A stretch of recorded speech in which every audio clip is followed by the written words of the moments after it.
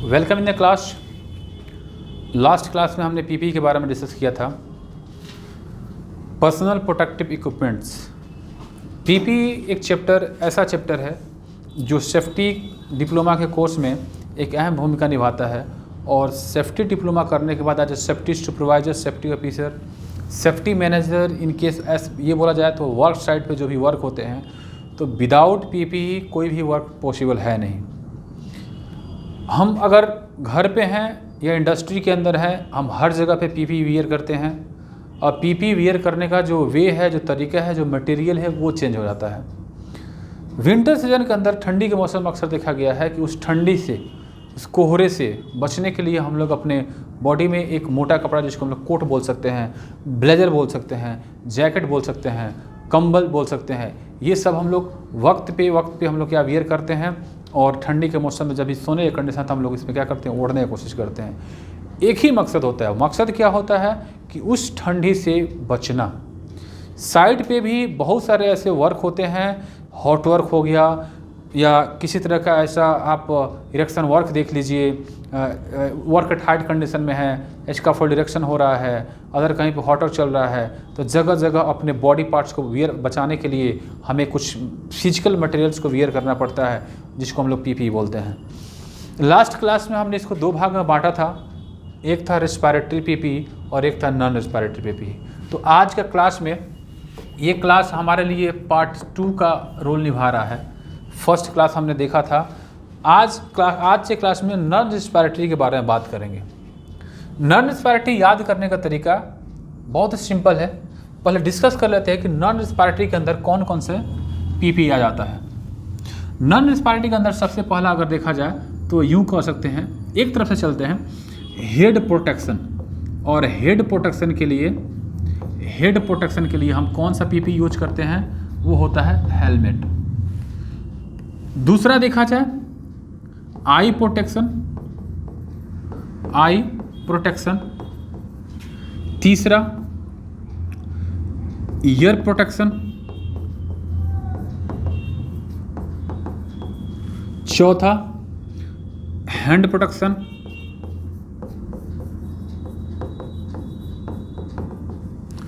पांचवा leg protection.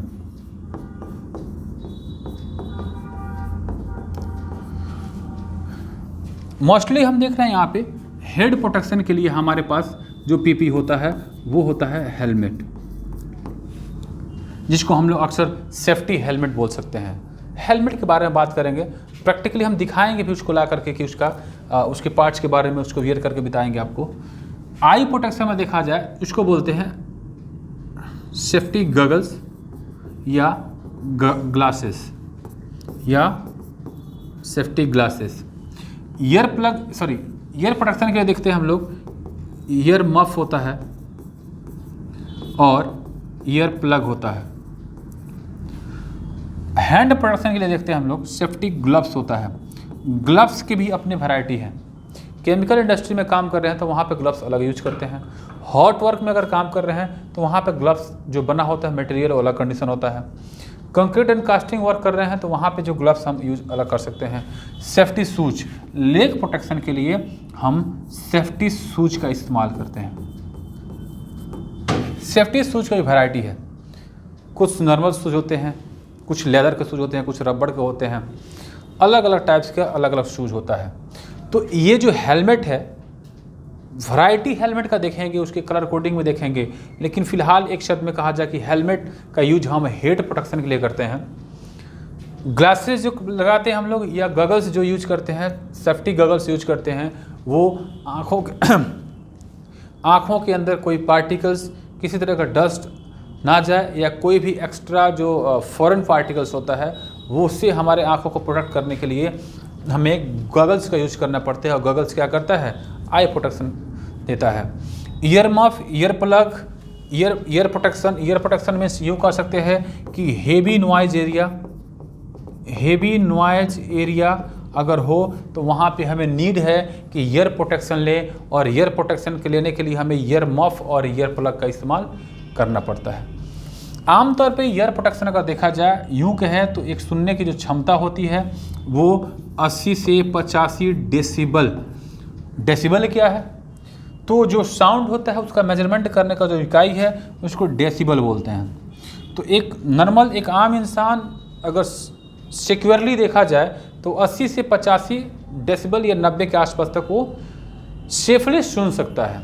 इससे अगर अधिक डेसिबल जाएगा तो वहाँ पे नीड है उसको एक्स्ट्रा प्रोटेक्शन लेने के लिए, और वहाँ पे जो ईयर प्रोटेक्शन लेते हैं उसको ईयर मफ या ईयर प्लग बोलते हैं।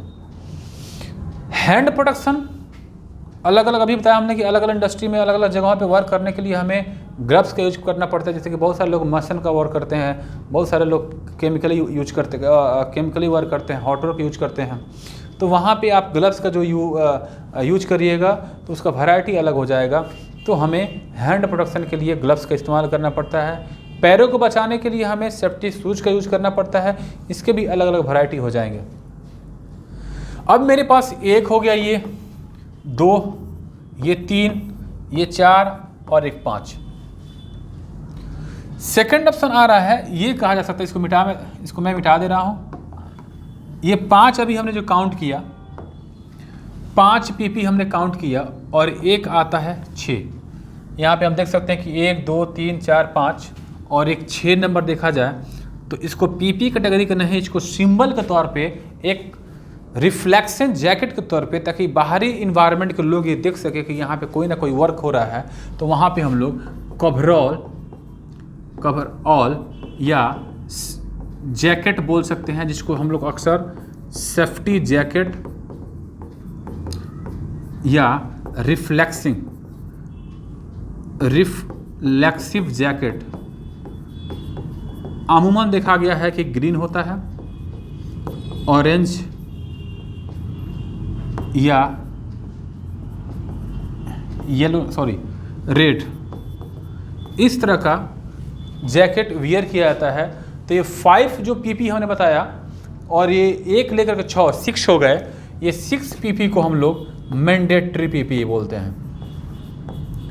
तो ये बोल सकते हैं कि मैंडेटरी पीपी के अंदर कौन कौन से पीपी आ जाएंगे।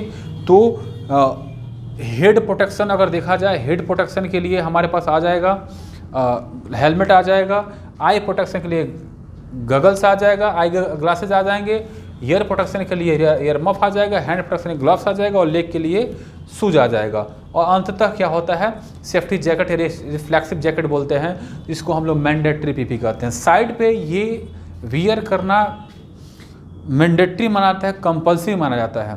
अगर साइड पे आप वर्क कर रहे हैं, साइड में आप उस बैरिकेड उस जोन के अंदर घुस गए हैं जहाँ पे वर्क चल रहा है, तो वहाँ पे इन पीपी का वियर करना कंपल्सरी हो जाता है, इसलिए इसको मैंडेटरी पीपी बोलते हैं।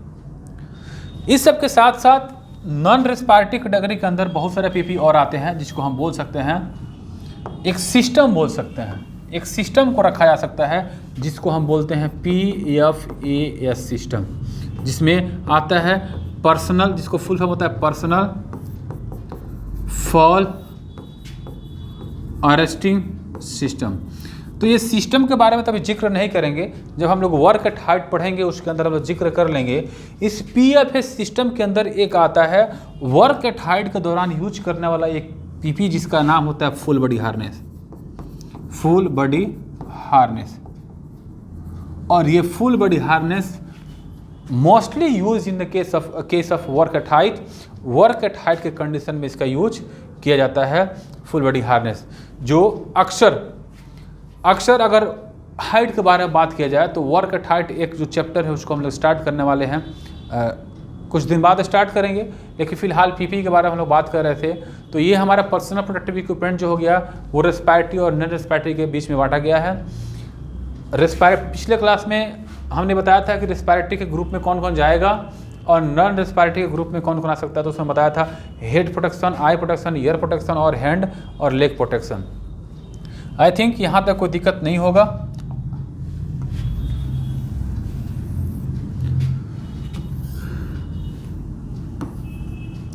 अब आता है कि selection of PP, selection of PPE। जब कभी हम पीपी का यूज करते हैं, उसका सिलेक्शन करते हैं, तो हमें कुछ बातों को जानना ज़रूरी है, जिसमें पहला हम जानते हैं कि वर्क, काम कौन सा चल रहा है। पीपी वियर करने के पहले, चाहे वह स्पेशल पीपी हो जाए या मैंडेटरी पीपी हो जाए, मैंडेटरी हम बहरहाल मैंडेटरी तो मैंडेटरी ही है, अगर साइड पे काम करें तो पहनना ही है, लेकिन कुछ स्पेशल पीपी होते हैं जो वर्क के अकॉर्डिंग पहने आते हैं। जैसे मान लीजिए अगर आप वेल्डिंग, आप hot work as a welding hot work area में हैं, तो वहाँ पे हमें चाहिए कि लेदर शूज हम पहने, नॉर्मल शूज हम यूज नहीं कर सकते हैं। वैसे ही स्पेशल के लिए तो सिलेक्शन ऑफ पीपी में सबसे ज़्यादा वर्क देखना है कि कौन सा काम चल रहा है। दूसरा, मटेरियल देखना है कि किस मटेरियल का बना हुआ है। जो पीपी है, जो पीपी पहन रहे हैं, वो किस मटेरियल का बना हुआ है, क्योंकि बहुत सारे, अभी हमने बताया कि जो ग्लव्स होता है और सेफ्टी शूज होता है, ये अलग अलग वैरायटी के होते हैं। कुछ रबड़ के होते हैं, कुछ लेदर के होते हैं, कुछ सैंपल कपड़े के होते हैं। जो ग्लव्स होता है कुछ सैंपल कपड़े का होता है। तो उस मटेरियल में कौन सा मटेरियल, एग्जांपल मान लीजिए आप वहाँ पे शूज पहनना चाहते हैं, वहाँ पे ग्लव्स पहनना चाहते हैं जहाँ पे हॉट वर्क एरिया हो, तो वहाँ पे हम सबसे वार रबड़ तो यूज कर नहीं सकते हैं, वो जो स्पार्क से वो निकलेगा और इसको क्या करेगा, वो जला सकता है, पिघला सकता है। इसलिए मटेरियल को चूज करना है कि किस मटेरियल से कौन सा पीपी बना हुआ है। तीसरा, वर्कर्स को देखते हुए हमको, बहुत सारे ऐसे पीपी होता है कि वर्करों को सूटेबल नहीं हो पाता है। जैसे हमने देखा था कि अक्सर जो एस्काबा होता है, एस्काबा वियर करने के पहले वर्करों की जांच होती है, वर्करों का टेस्ट होता है, वर्करों को कॉम्पिटेंट जो वर्कर्स होते हैं उसी को हायर किया जाता है। उसमें भी देखा जाता है कि अकॉर्डिंग टू पीपी वो सूटेबल है कि नहीं है। जैसे एस्काबा पहन के हमको अंडर वाटर जाना हो, तो अंडर वाटर जाने के लिए एलिजिबल कौन सा वर्कर है। अगर बहुत सारे वर्कर होते हैं अंडर वाटर जाने में बहुत सारे डरते हैं, उसको वियर नहीं करने दे सकते हम लोग, पीपी नहीं पहन सकता है। तो वर्कर्स को भी ध्यान में रखना है। 4 नंबर, अगर सिलेक्शन ऑफ पीपी कर रहे हैं तो आप उसके अंदर उस पीपी का डिफेक्ट के बारे में बात करेंगे। डिफेक्टिव नॉट नहीं होना चाहिए।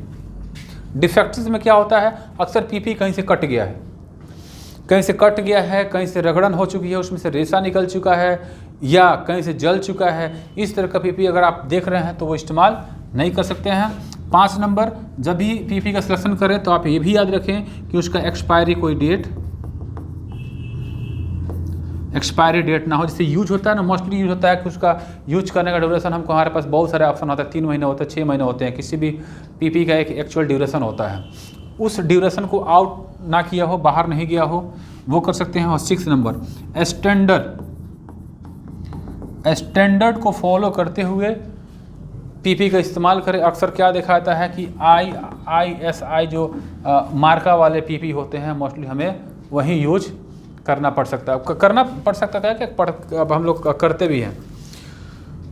तो वर्क, मटेरियल, वर्कर्स, डिफेक्टिव्स नहीं होना चाहिए, एक्सपायरी डेट नहीं होना चाहिए, स्टैंडर्ड, हाँ, rejected PB not allowed at site. अगर किसी इंस्पेक्शन के दौरान उसको बांट दिया गया है तो उसको हटा दिया गया है तो उसका आप यूज नहीं कर सकते हैं। तो सिलेक्शन ऑफ पीपी में आपने देखा कि वर्क के अकॉर्डिंग मटेरियल, वर्कर और डिफेक्टिव नहीं होना चाहिए, एक्सपायरी नहीं होना चाहिए, आपका जो ये स्टैंडर्ड होना चाहिए, रिजेक्ट कर दिया गया हो उसका यूज़ नहीं करना है। तो इस हिसाब से आप सिलेक्शन ऑफ पीपी का सिलेक्शन कर सकते हैं। अभी यहीं पे स्टॉप किया जाएगा, आगे क्लास में बताया जाएगा कि एक एक पीपी, जितना भी पीपी है, एक एक करके आपको बताएंगे, उसको लाएंगे और दिखाएंगे भी, और इसके पार्ट्स के बारे में बताएंगे, वियर करके बताया जाएगा किस पीपी को कैसे वियर कर सकते हैं। आज के लिए इतना ही। Wish you all the best.